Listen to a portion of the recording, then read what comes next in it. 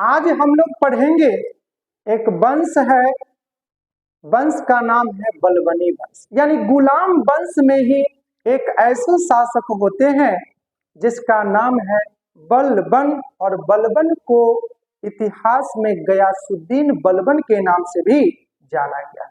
जनाब थोड़ा सा गौर फरमाएंगे, नाम है गयासुद्दीन बलबन। देखिए ये बलबन जो है ना जनाब, गुलाम वंश से तो संबंधित है, लेकिन सत्ता को जब संभालते हैं तो इन्होंने क्या कर दिया, बलबनी वंश के नाम से इनके शासन को जाना गया। इन्होंने शासन किया था 1266 से 1286 तक। नाम क्या है जनाब, गयासुद्दीन बलबन। अब देखिए थोड़ा सा आगे की ओर बढ़ते हैं जनाब, तो पता ये चलता है कि बलबन नाम का जो व्यक्ति था यह इलवारी तुर्क था। कौन? बलबन।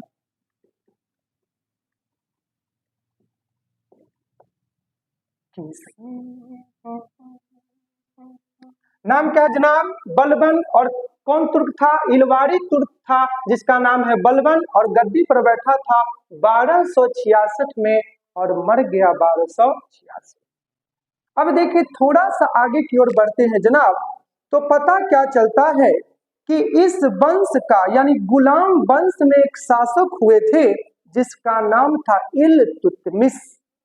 और इल्तुतमिश ने अपने राज्य को संचालित करने के लिए एक संगठन बनाया था, चालीसा दल, जिसको तुर्कान ए चिहालगानी या फिर चेरगान के नाम से जाना जाता था।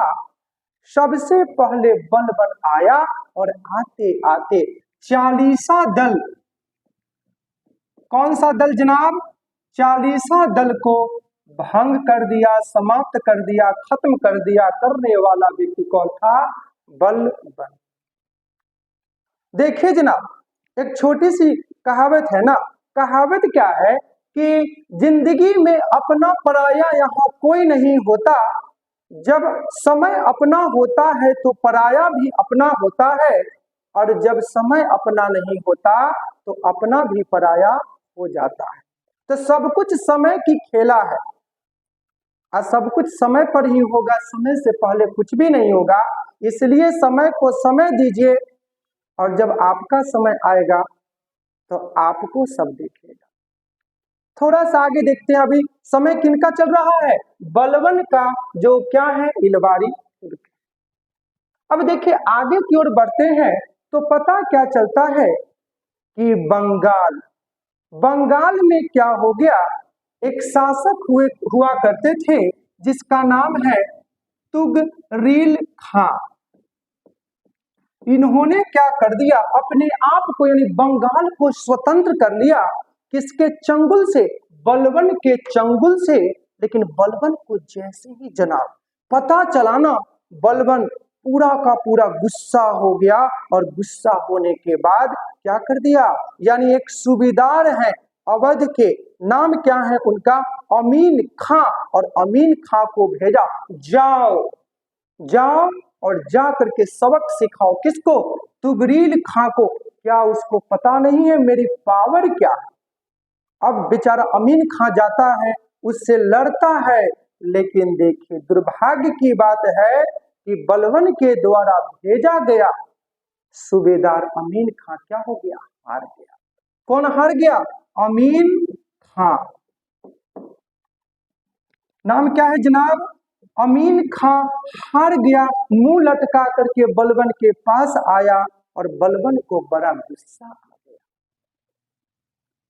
अब देखिए बलबन ने क्या किया कि खुद युद्ध लड़ने के लिए बंगाल पहुंचा, और इतना गुस्सा में, इतना आवेश में पहुंचा कि पहुंचते पहुंचते युद्ध किया, और युद्ध में क्या कर दिया, तुगरील खां को हराया ही नहीं बल्कि इसकी मुंडी को काट दिया। किसने काट लिया? बलबन ने। और उसकी मुंडी को उठाया और लेकर के अयोध्या के फाटक पर लटकवा दिया, जिससे कि लोगों के दिल में दहशत फैल जाए कि कोई भी व्यक्ति बलबन के खिलाफ एक शब्द न बोले। किसने ऐसा काम कर दिया? यानी बलवन ने। और अयोध्या, कहां में? अयोध्या के फाटक। देखिए जनाब, थोड़ा सा बात करते हैं किसके विषय में? अयोध्या के विषय में। तो पता क्या चलता है कि अयोध्या हमारा एक नदी के तट पर बसा है, और नदी का नाम क्या है? सरयू नदी। कौन सा जगह जनाब? अयोध्या। अब देखिए थोड़ा सा आगे की ओर बढ़ते हैं, किसके विषय में पढ़ रहे हैं? बलवन के विषय में। देखिए एक छोटी सी बात कहीं बहुत अच्छी लिखी थी। लिखा क्या था? कबीरा तेरी दुनिया में उल्टी देखी रीत, अनपढ़ ढोंगी राज करे, शिक्षित मांगे भीख। यानी इसका मतलब ये होता है कि कोई व्यक्ति कहता है, कबीरा तेरी दुनिया की गजब की रीत है रे, जो अनपढ़ है, जो गंवार है, वह राज कर रहा है, और जो पढ़ा लिखा है वह क्या कर रहा है? भीख मांग रहा है। यही संसार की रीत है जनाब। पढ़ लिख करके इंसान क्या कर रहे हैं? यानी बेरोजगारी की लाइन में लगे हैं, और बीच चौराहे पर खड़े होके कहते हैं बड़े प्यार से, कोई ऐसा बड़ा व्यक्ति है जो इस नौजवान को 2 वक्त की रोटी और तन को ढकने के लिए कपड़ा और सर को छुपाने के लिए छत दे सकता है? ये हमारे नौजवानों की क्या है? स्थिति है। देखिए थोड़ा सा आगे की ओर बढ़ते हैं जनाब। अब बढ़ते हैं तो पता क्या चलता है कि बलवन के विषय में कि अयोध्या के फाटक पर लटकवा दिया किसका? यानी तुगरील खां को। अब देखिए थोड़ा सा आगे की ओर बढ़ते हैं तो पता क्या चलता है कि बलवन बहुत ही अच्छा शासक था, और इसने सबसे पहले क्या किया? यानी सैन्य विभाग का पुनर्गठन किया। पुनर्गठन का मतलब क्या होता है? फिर से उसका क्या करना? गठन करना। किस विभाग का जनाब? यानी सोल्जर, यानी सेना का। किसके जमाने की बात है जनाब? बलवन का। अब कहता है क्या कि इसने उस विभाग का क्या नाम रखा था? यानी किसके विषय में पढ़े जनाब? बलवन के विषय में। यानी नाम था दीवान ए अर्ज। यानी सैन्य विभाग का पुनर्गठन किया करने वाला व्यक्ति कौन था? बलवन था। और इसने सबसे पहले क्या किया? जो बूढ़ा था, साथ में अयोग्य था, साथ साथ में निकम्मा था, कामचोर था, सारे लोगों को फौज से, सेना से निकाल दिया, और निकालने के बाद उसको पेंशन पर रखा। यानी आपको हमारे यहाँ सेवा देने की आवश्यकता नहीं है, और जो भी सोल्जर्स बचे, जो भी सैनिक बचे, उनको पेमेंट अब नगद दिया जाए। यानी काम करो, पैसा लो, ईमानदारी दिखाओ, और ईमानदारी की राह पर चलो। किसके जमाने की बात है जनाब? बलवन के जमाने की बात है। पूरा नाम क्या है? गियासुद्दीन बलवन। अब थोड़ा सा आगे की ओर बढ़ते हैं तो पता क्या चलता है कि बलवन नाम का जो व्यक्ति था ना, ये अपने शासन काल में 2 प्रथा को चलाया था। एक प्रथा का नाम क्या था? सिजदा, और दूसरका का नाम था पाबूस। देखो बउआ, दोनों में कुछ अंतर है। यानी सिजदा और पाबूस। यानी सिजदा का मतलब होता है कि सम्राट के सामने जब कोई व्यक्ति जाएगा तो अपनी फरियाद किससे करेगा? सुल्तान से, शासक से। तो अपना घुटना के बल बैठ करके क्या करेगा? उससे विनती करेगा। कौन करेगा? जाने वाला। दूसरा का मतलब है पाबोस। यानी पाबोस का मतलब होता है कि पांव को चूमना। यानी जो भी व्यक्ति इनके जमाने में, इनके शासनकाल में है, तो राजा के यहाँ फरियाद करेंगे तो क्या करेंगे? बलवन का पैर को चूमेंगे। कौन सी प्रथा है? एक का नाम है सिजदा और दूसरा का नाम है पाबोस। अब देखिए थोड़ा सा आगे बढ़ते हैं।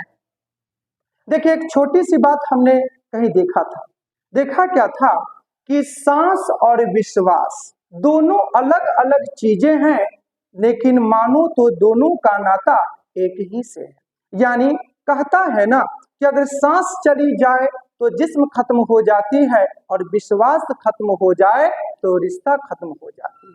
तो ये दोनों जो है ना बहुत ही सहनशील है, और दोनों को बड़ी ही बारीकी ढंग से रखा जाना चाहिए, क्योंकि दोनों क्या है, एक दूसरे पर डिपेंड है। यानी सांस और विश्वास, सांस खत्म हो गई तो आपका जिस्म खत्म हो गया, और विश्वास खत्म हो गया तो रिश्ता खत्म हो गया जनाब।